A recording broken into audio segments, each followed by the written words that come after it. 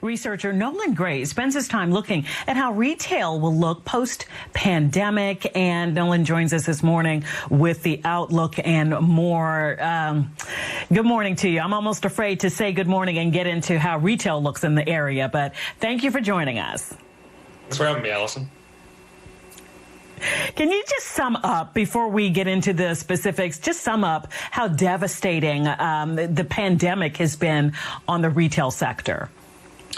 Yeah, well, retail faced incredible headwinds even coming into the current coronavirus pandemic.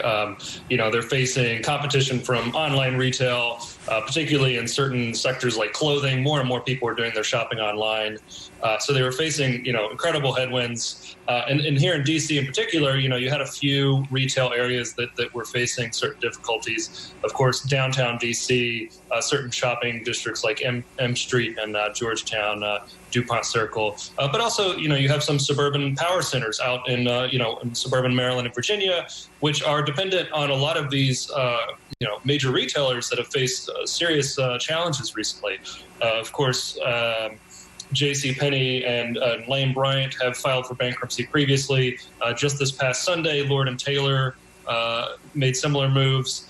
So in many cases, these are major retail tenants and in many cases important to keeping malls or strip malls alive. And so they might not be around for much longer.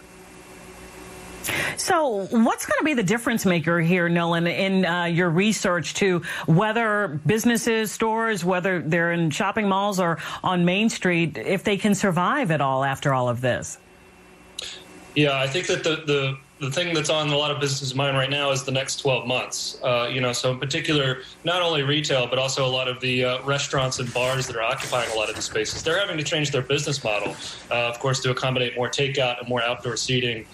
So in many cases, important for them is to have the city be accommodating. So a city that will allow them to change up their business model a little bit. You might have a restaurant that will switch to catering. You might have a bar that will switch to takeout cocktails, for example. Had my first takeout cocktail just these past few weeks. Not as good as in a bar, but that's okay if it helps a business survive. And so the real thing here is that cities need to allow for a lot of flexibility, both in terms of the uses that might occupy those spaces, but also the permitting. How about malls, Nolan? A lot of people were saying malls were dying anyway. I happen to love malls, really came of age in the 80s and all that, high school and college. But a lot of people say malls are dying. Is that fact? Yeah, well, it's not quite, to Stranger Things levels, right? Certain malls are still going to be fine, right? The superstar malls like the Pentagon City Mall, they're not really going to have any issues. There are certain types of retail that people are going to want to go and visit and amble around and have some Auntie Anne's pretzels, But the lower tier malls that are dependent on some of these struggling large retailers, I think, could have major issues. And, there might be a glut of what are called power centers or these large spaces that host these large chains. So in many cases, the near future for those properties is most likely going to be redevelopment. And this is, again, where some flexibility is needed. If you have one of these old, 70s or 80s power centers, actual conventional sort of big box retail might not make a lot of sense anymore, but you could turn that into a mixed use commercial, residential, right, a more walkable sort of shopping district. So there was the CARES Act, PPP loans.